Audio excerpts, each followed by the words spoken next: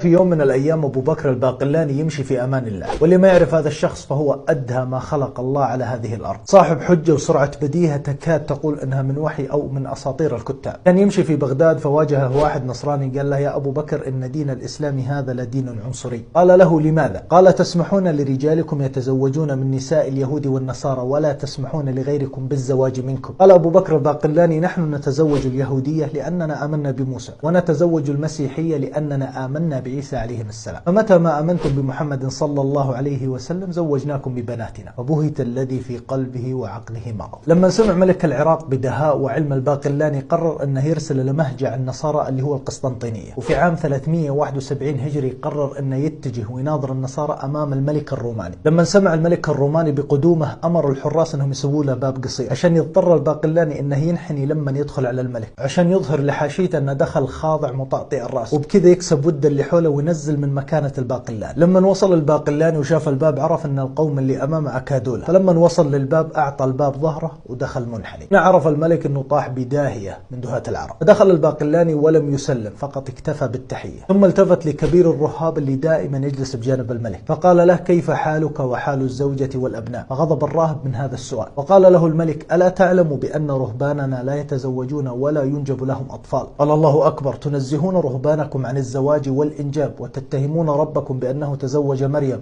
وأنجب عيسى. هنا الملك غضب وبغى يرد عليه بنفس الفكرة اللي ذكرها الباقلاني، فقال له: وما قولك فيما فعلت عائشة؟ يقصد حادثة الإفك اللي اتهمت فيها أمنا عائشة من المنافقين بالزنا، شرفها الله ونزهها. قال الباقلاني: اتهمت أمنا عائشة بالزنا من المنافقين كما اتهمت مريم من اليهود، وكلاهما طاهر، ولكن عائشة تزوجت ولم تنجب، وأما مريم لم تتزوج وأنجبت، فمن الأولى بالتهمة الباطلة، عائشة أم مريم؟ غضب الملك وقرر أن يبلع لسانه، فقام واحد من اللي عنده عشان ينتقم لحق الملك، فقال: أكان نبيكم محمد يغزو؟ قال: نعم. قال: هل يكون في مقدمة الجيش؟ قال: نعم. قال: وهل كان ينتصر؟ فقال الباقلاني: نعم.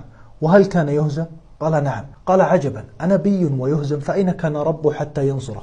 قال: وأين كان ربكم حين صلبتم ولده؟ فعلموا أن لا مفر من الباقلاني إلا أن يخرج من بلاد الروم فيرد على أول سفينة إلى بلاد العراق، فأخرجوه مباشرة من بلاد الروم كي لا يدحض كفرهم ولا جهلهم. نتذكر قول الفرزدق لجرير: أولئك آبائي فأتني بمثلهم إذا جمعتنا يا جرير المجامع.